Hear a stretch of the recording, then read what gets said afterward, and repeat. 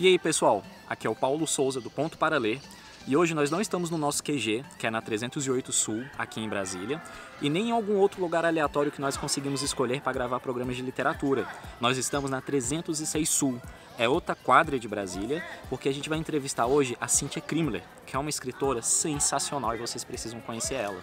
Mas antes eu queria mostrar para vocês que as quadras em Brasília, por conta do planejamento do Lúcio Costa, não são totalmente idênticas, que era o projeto original. Elas formam o mesmo conjunto, mas elas têm peculiaridades entre si. Mas uma coisa que é igual em todas as quadras, pelo menos nas super quadras de Brasília, é a composição dos blocos residenciais. Todos são, vocês podem ver aqui atrás de mim, blocos retangulares e de 6 andares. Sabe por quê? Primeiro, que o Lúcio Costa, ele não queria que os prédios ficassem em sobreposição das árvores. Ele queria que o verde, a natureza, fosse a primeira coisa que o espectador visse quando visitasse Brasília. E a outra é que no 6º andar é a altura máxima que a mãe consegue chamar o filho para poder voltar para casa. Porque ele queria que as superquadras tivessem vida vivendo embaixo delas por outro quesito. Tá vendo aqui atrás de mim que embaixo do bloco ele é vazado, ele não tem construção? Aqui dali é área pública. Aqui em Brasília, diferente de todas as outras cidades do Brasil, nós não precisamos contornar as quadras residenciais para poder chegar do outro lado. Nós simplesmente podemos atravessar contemplando os jardins de cada quadra. Olha só que sensacional. Eu queria trazer esse pouquinho para vocês entenderem melhor o que é Brasília, como é viver em Brasília. E agora nós vamos conversar com a Cíntia Krimler para vocês entenderem outra faceta da literatura produzida aqui.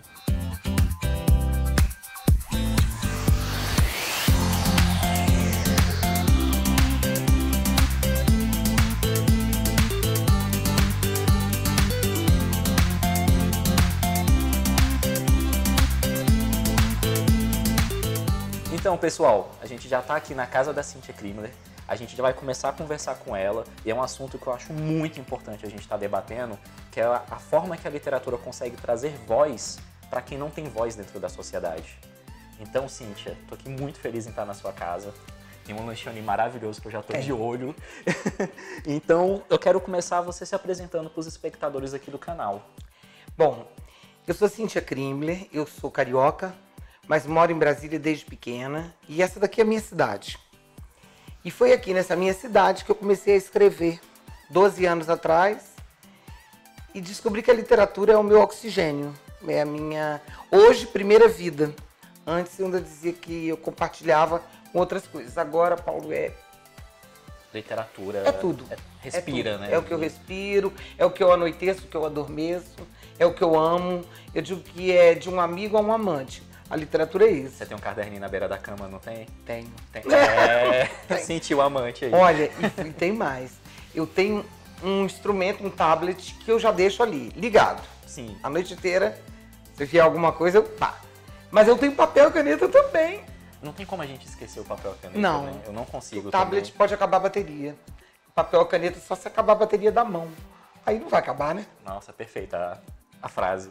Não, muito legal. E vamos apresentar os seus livros para os nossos espectadores? Vamos sim. Para eles saberem o que você já escreveu, o que você já trabalhou na literatura nesse tempo. E o primeiro livro aqui que a gente tem é o Novena para Pecar em Paz. Sim. Vou dar aqui, o show da edição depois vai mostrar a capa bonitinha. Você pode falar um pouquinho do livro pra gente? Bom, o Novena para Pecar em Paz, ele é uma antologia de contos. E eu recebi um convite da editora Penalux, na pessoa do Tonho França e do Wilson Gorge, para se eu queria fazer aqui no Distrito Federal uma antologia que representasse a problematização do universo feminino. Não era para ser uma coisa muito grande, mas eu podia trabalhar dentro do universo que eu quisesse. Eu então, e mais 8 autoras do Distrito Federal, fizemos essa antologia em que a gente fala em diversos problemas. Problemas no sentido de questões, né, do universo feminino. E ficou muito bacana. Ficou mesmo. É um projeto deles para fazer em todos os estados. Já tinha sido feito na Bahia e na Paraíba. E aí eu recebi esse convite que foi um prêmio para mim. E Brasília foi o terceiro, então, a fazer esse projeto? Foi. Não, mas esse livro é sensacional. Eu não consegui ler ele ainda todo, eu li alguns contos. Mas assim, dos que eu li, eu falei, meu Deus, gente. A gente tem aqui contos que vão desde abandono, de relação, de separação, até solidão, prostituição infantil, trans, homossexuais. A gente fala de toda essa gama, sempre com foco na mulher, seja ela cis, trans, lésbica, não importa. Sobre o feminino, né? O feminino. Sobre o feminino. Exatamente. Ficou muito forte, muito bacana. Eu posso falar assim, qual que é a frase dos contos que eu li assim que mais mexeu comigo? Pode falar. Isso é o homem falando sobre a frase que mais mexeu comigo. É da Maria Amélia. Maria Amélia, eu sabia. Nossa, não tem como. Nossa. Foi a frase que a Micheline Verunski adorou na orelha, a Natália Polesso no prefácio, e a minha predileta, pode falar. Assim, a memória pode dar uma... Não tem problema. Mas que ela fala que a maior doença que ela pode ter nascido era ter sido mulher, mas que ela não queria cura. A minha maior doença é ter nascido mulher, mas eu não quero cura. Mas eu não quero cura, gente. Nossa, olha, até eu arrepio aqui agora. Maria Amélia é fantástica. E o conto dela é sobre incesto cometido contra 2 irmãs. E só quero deixar pro pessoal que não é só o conto dela, igual a Cíntia tá falando, que merece ser lido. Todo livro precisa ser lido. Todos os contos são muito bons. Eu preciso terminar essa leitura o mais rápido possível. Precisa. Mas fica aqui esse trabalho maravilhoso que a Cíntia organizou. A gente tá conversando com a organizadora de um livro. Bom. E vamos... Foi uma experiência muito bacana, Vamos única. pros próximos? Vamos sim. Porque senão a gente passa a tarde aqui falando só desse daqui. O próximo aqui é o Do Todo Que Me Cerca. Isso. Esse foi o meu primeiro livro com a minha editora. A minha casa editorial é a editora Patuá de São Paulo, do Eduardo Lacerda. Então esse foi o primeiro livro que eu cheguei lá, bati na porta, falei, queria lançar, e ele topou. Ele disse, manda que nós vamos fazer. Esse é um livro de crônicas. São crônicas, tirando a primeira, são crônicas leves. Eu digo leves porque não é muito a minha praia, a minha mão é pesada. Mas aqui são crônicas leves, mas mesmo assim nostálgicas. Eu falo de amizade, tem uma outra situação engraçada familiar. É um livrinho, como eu falo, um livrinho não no sentido de diminuir, ele é um livrinho leve que você lê numa sentada e ele é gostoso. É aquele típico livro de curar ressaca literária, né? É um livro que não vai te incomodar, não vai te botar nenhum questionamento maior na cabeça, não vai te... Sabe? Ele é um livro, como eu digo, afora a primeira crônica, que é sobre as meninas do viaduto que a gente tinha aqui em Brasília, que era um caso triste. Mas fora isso, ele é um livro leve. É um livro leve. É. Agora eu vou fazer um pedido especial pra gente estar fechando esse nosso primeiro bloquinho, porque antes da gente entrar nos livros que realmente tratam mais sobre o assunto do programa, esse é seu primeiro livro de poesias. Isso. E eu gostaria que a gente terminasse esse bloco com você lendo uma poesia que você acha, assim, que você gosta, que você gostou de ter escrito, ou então uma poesia que você acha que, assim, eu não sei o sentimento da eu poesia. tenho uma predileta que se chama... As pessoas já devem estar assim, sabe? Mas a minha predileta se chama Eutanásia. E só pra constar, o nome do livro é Exercício de Leitura de Mulheres Loucas. Perfeito. E aí, cada um que depois entenda quem são essas mulheres loucas. Mas o Eutanásia, ele está aqui, achei rápido, que aí não tem problema. Inclusive, aqui, página... Pronto. Posso ler? Por favor. Eutanásia. Não é a dor. A dor eu sei. O aperto, o peso, a ânsia, a água empoçada nos olhos, eu sei. Não é a dor. A dor eu vejo, cheiro, lambo, chupo. Com a dor eu trepo. É com o amor que eu não me ajeito. Esse altar tão alto, tão ar. E eu tão abissal, peixe de profundezas, de fendas, desprovida de luz, de som, de oxigênio. É com a vida que eu não me ajeito. Não me acerto com coisa grande demais. Amor, adeus. Não, não é a dor. A dor não mente, não engana. É o amor que desliga os aparelhos. Agora, nós vamos começar o segundo bloco com os livros da Cíntia que vão trazer a conversa que a gente realmente está querendo para esse programa. Que são o Na Escuridão Não Existe Cor-de-Rosa e o outro também acho o título maravilhoso, que é Todos os Abismos Convidam para um Mergulho. E a gente vai começar com esse daqui, que foi o também que você ficou Como finalista do Prêmio Oceanos. Semifinalista. Prêmio Oceanos 2016. Isso, perdão. Não, é porque só pra... Senão os finalistas podem ficar zangados. Podem ficar zangados. Foi a lista de 50, não é? Foi de 50. Isso, então é semifinalista. A lista de 50 é de 742. Sensacional, já é uma vitória já. Você pode falar um pouquinho desse livro aqui que é de contos pra gente? E qual a temática, assim? Esse eu não consegui ler, quem tá lendo é a Ana. Chega a estar até marcada aqui, mas ela tá apaixonada pelos contos que ela já leu. Bom, esse livro aqui, eu costumo brincar que nesse livro aqui foi quando eu realmente firmei a minha mão no que eu queria fazer dentro de literatura. Eu tenho um carinho tremendo, muito especial. Tanto que depois dele eu ainda não escrevi, estou finalizando agora, nenhum livro de contos, porque sabe quando você faz uma coisa querida demais, que você gosta demais, e aí você tem que dar um tempo para fazer outro, porque você mesmo compara. É como se você estivesse traindo, né? Isso. É tipo uma sentimento de traição. Eu tenho muita dificuldade em abandonar meus personagens, abandonar meus contos. Ainda mais quando eu tenho verdadeiro carinho por eles mesmo. Eu tenho mais do que carinho, tesão por eles. É a palavra exata mesmo.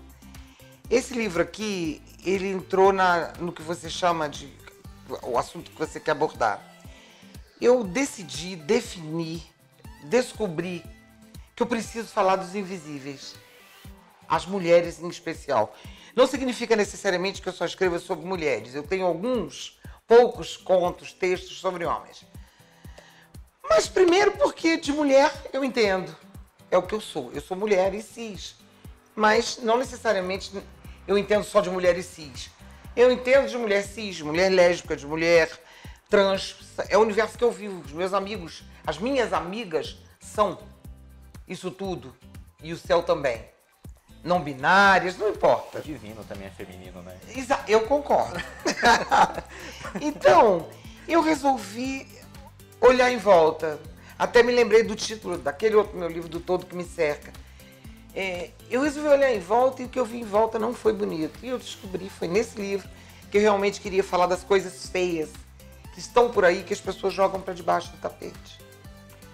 A velhice, o Alzheimer, o incesto, a pedofilia, a solidão, o suicídio, a perda de filhos. Esse é um universo que poucas pessoas gostam de ler. Mas quem lê é fiel. Porque eu sou da teoria de que as pessoas não podem mais, não existe mais uma época, um tempo, para as pessoas brincarem de rendas e frufrus. Nada contra quem faz isso. Que já me disseram, então você é contra. Não. Mas eu não faço isso. Não faz parte da minha vida olhar em volta e fazer de conta que eu não percebo. Não percepção não faz parte da minha vida. Não pode. Eu não quero que faça. O que eu quero que faça parte é o negro. Eu falo disso e eu mesmo me emociono até hoje. Eu quero que faça parte é o homem negro que apanha a mulher negra que é estuprada. Eu quero que faça parte a mulher gorda que não é paquerada, porque ela é uma minoria. Ela esteticamente não corresponde ao que a sociedade espera dela. Eu quero falar da menina que sofre permanentemente um incesto dentro de casa, em qualquer classe social, e não denuncia. Que não é restrito. Porque tem medo. O papai pode ir embora, o papai pode ficar triste. E das mães que às vezes sabem e fingem que não sabem para não perder o homem. O macho, o pinto na cama. E aí preferem que uma criança seja... ela vai esquecer. Meu Deus. Isso me entala a garganta. Essas pessoas não tinham, quer dizer... não é que seja só a minha, mas essas pessoas não têm voz. E quando elas gritam, alguém diz, cala a boca, você está incomodando. Você está destoando da nossa sociedade tão perfeita, né? Em que nenhuma mulher é estuprada, nenhuma mulher é violentada, nenhuma mulher apanha, nenhuma mulher tem Alzheimer e é esquecida por um filho num asilo, nenhuma mulher sofre de solidão, um dos grandes males do nosso tempo, de homens e mulheres. Mas como eu disse, a minha opção foi falar da solidão das mulheres. Porque a solidão das mulheres ainda é vista como histeria. Como falta só um pinto. expressões assim, faltou um homem na cama. Mal comida. Mal comida. Eu fico Eu impressionado. escuto isso, às vezes no meio da rua, eu paro, às vezes até tô com minha filha, ela diz, mãe, porque eu tenho vontade de parar e dizer, não fala isso não, sabe? É uma miséria humana tão grande alguém que fala isso. Não saber que um ser humano está dentro de uma casa, neste momento, com uma arma na cabeça, um copo de água para tomar comprimidos e morrer, porque não tem um companheiro ou não tem uma companheira, porque ninguém consegue conviver com ele na cabeça dele. Isso é muito triste. E aí vem o tema principal, a depressão, que é uma das coisas que eu não admito que chamem depressão, de frescura, de falta de tanque, falta de fogão. Que coisa absurda. Eu sou uma mulher profissional muito bem realizada.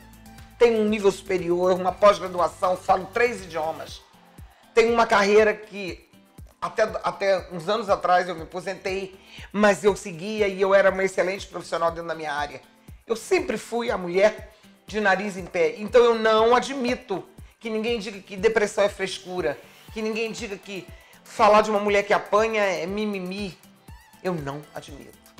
E essa revolta que você sente que eu não consigo parar de falar dela, nem quando eu quero, essa revolta é grande ainda. Não tem nada resolvido.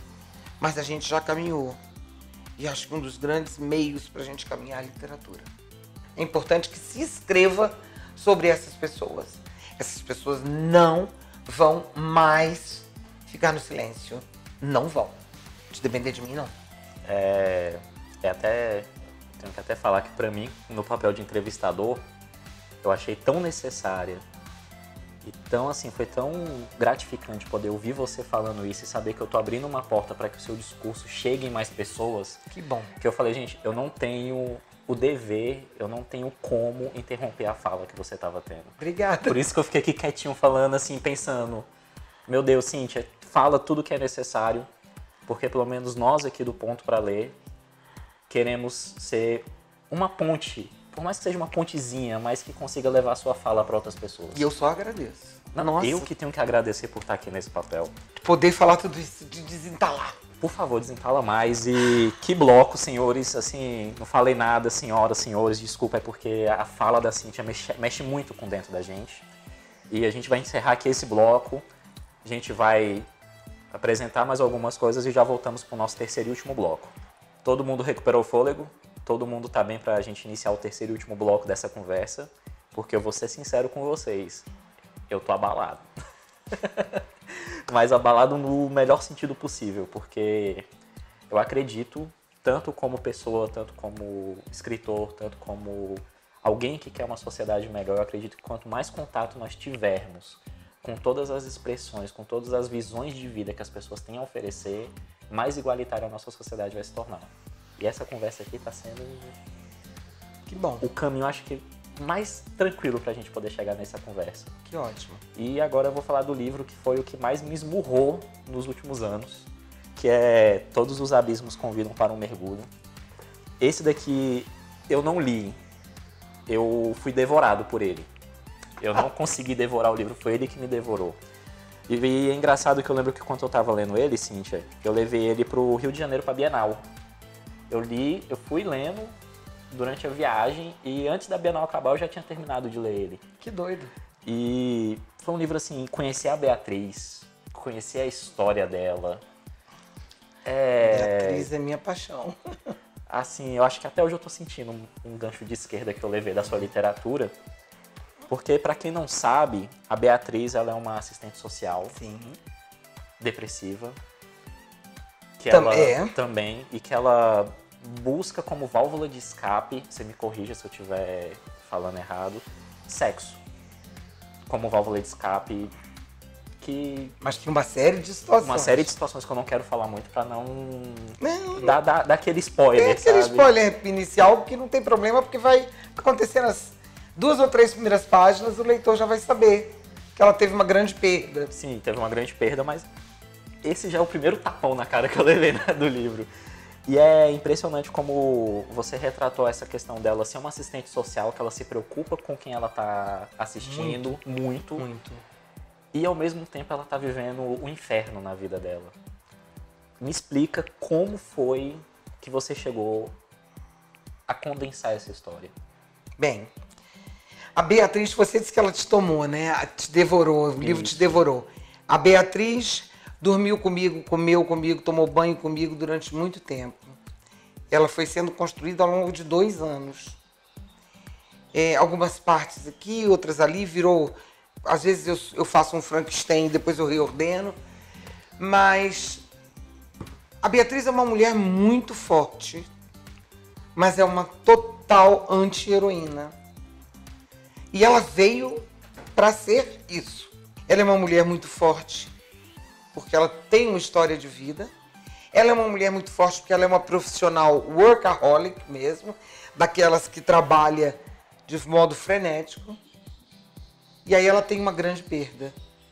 E ela começa a perceber que esta grande perda, ela talvez pudesse ter evitado se ela não trabalhasse tanto. Ela começa então a se cobrar, mas a proposta básica da Beatriz do começo ao fim é a seguinte: viver, para ela, é a verdadeira morte. Porque querer morrer, ela também quer. Ela é depressiva, ela se percebe depressiva. Ela já era depressiva, mas ela se percebe quando ela passa pela tragédia dela. E aí a vida dela começa a desmoronar do jeito que ela conhecia e sair do controle. E ela, que era uma mulher controladora, centralizadora. E ela começa então a perceber que só tem um jeito de viver essa vida: se punindo, se martirizando. Então, em vários momentos do livro, ela passa esse pensamento, que morrer é muito fácil. Morrer é um bálsamo, morrer é um... É um alívio, né? É um alívio, exatamente. Eu lembro que acho que tem uma... Ela fala, viver é que é o verdadeiro tormento. Então, ela se obriga a viver tudo. Eu fiz muita pesquisa para esse livro. Tive o prazer de conversar com uma assistente social, já com 2, né? Me disseram que não tem, que está certinho, que está redondo. Eu fiquei preocupada de não estar maculando a profissão dos outros. E porque, né? Querendo ou não, é um assunto muito delicado, né? É uma responsabilidade muito grande que você assume E ao aí, tratar esse assunto. eu falo desse outro lado, que aí ela vai, é o trabalho dela. Ela se afunda cada vez mais no trabalho e comete erros. Por causa da nova visão dela que está distorcida. E aí, então, ela é chamada na casa-abrigo e aí a chefe diz, a coordenadora diz: ou você faz uma terapia séria, vai para uma psiquiatra, ou então você não vai trabalhar, pelo menos não mais nesse sistema, né, social. Ela ama aquela profissão e ela vai, e aí o tempo inteiro ela tenta dobrar essa psiquiatra e não consegue. E não consegue. E ela aí vai tirando, vão se esgarçando os tecidos que ela traz da infância, vão surgindo os dramas, vão surgindo histórias que ela mesma não gostava nem de lembrar. E aí aquele problema com a mãe, um irmão gêmeo. E aí as tramas vão se entrelaçando. Era isso que eu ia falar, a relação dela com a mãe. Gente do céu, o que completamente é aquela relação? Louca. É assim, e é louca dos dois lados. Tanto da mãe como da Beatriz. Mas né? é a única redenção que existe no livro. É a única redenção que ela se permite. E mesmo assim, quando a mãe já está doente, que ela olha e, como quem diz, bater em cachorro morto. Não adianta. A mãe já é um trapinho de gente, né? E ela, então, nesse momento, ela tem algum resquício de ternura ainda pela mãe. Só te cortando, que você retratou de depressão e você não romantizou a depressão. Que é o que acontece em várias coisas que eu leio por aí, que as pessoas passam por depressão, mas tem aquele salvador da pátria que vem o relacionamento. E você não traz isso. Ela não tinha nenhum salvador. Ela teve que se... Nem ela consegue se salvar tão direito, né? Ela não quer se resgatar, ela apenas conseguiu um certo equilíbrio, né? Mas ela não quer se resgatar, tanto que ela pratica sexo selvagem, e eu fiz pesquisa sobre isso, pouca gente sabe, é uma das vertentes que a depressão dá em pessoas muito assim, fortes. Nossa, Cíntia, sim, tenho que agradecer por você ter topado vir conversar com a gente, por você ter trago tantos assuntos, e uma visão de vida muito boa que a gente precisa ter hoje. E queria agradecer também a todo mundo aí que acompanhou essa entrevista, que está acompanhando as entrevistas que nós estamos trazendo nesse novo formato do Ponto para Ler. Espero que esteja todo mundo adorando. Maravilhoso. E queria que você, assim, fica até difícil, eu fico meio desnorteado, porque é um assunto tão bom que eu queria sentar aqui com você e conversar o resto do dia. Mas, assim, uma mensagem que você queira passar para todo mundo que está acompanhando a gente. Olha, o que eu queria dizer é o seguinte, leia autores brasileiros, leia mulheres, autoras brasileiras. Existe ainda um ranço de que a literatura é uma coisa mais masculina do que feminina. Nenhum problema contra os homens, mas já há espaço demais para eles. Não que a gente queira forçar esses espaços, empurrando, abrindo porta com o pé. A gente está pedindo que as pessoas deem uma chance. A leitura de livros de autores, de autoras vivas e nacionais. Nossa literatura é plena de meandros, ela é maravilhosa. E pedir que as pessoas não se acanhem, façam um exame de consciência e digam, eu também preciso ler sobre os invisíveis, sobre os miseráveis, sobre aquelas pessoas que ninguém fala por eles. Não basta ler sobre o que é bonito. E às vezes alguma pessoa ainda me pergunta, mas qual é a função política toda? Quando eu falo do social, eu estou representando toda uma função política. Aliás, muitas vezes de falta de políticas públicas, que leva a mulher a esse abandono, na depressão, na solidão, a mulher que aborta, a mulher que apanha. São tantas coisas que eu acho que a gente precisa ouvir falar até para entender. Leia livros que falem de coisas que as pessoas às vezes chamam de pesadas, ruins, cruas. O pesado, o ruim, o cru, é o que a gente te propõe para você nos devolver soluções que podem fazer, quem sabe, daqui a 10 anos, daqui a 15, esse retrato ser diferente, nosso país ser diferente. A forma da gente encarar a mulher na sociedade seja diferente. Se a gente não debater, a gente não chega lá. Então, o que eu quero é que se leia, autor nacional, mulher, mas disposto ao debate. Tira aquela couraça que diz, não, lê, nem que seja para no final dizer, eu não gostei. Mas você leu, aí você não gostou. Sim. Mas é isso. Gente. Quero te agradecer também por me chamar. Muito bacana, adorei estar aqui. E aqui na casa dela. Ah, sim, ainda na minha casa, pro meu conforto aqui, de não precisar nem sair.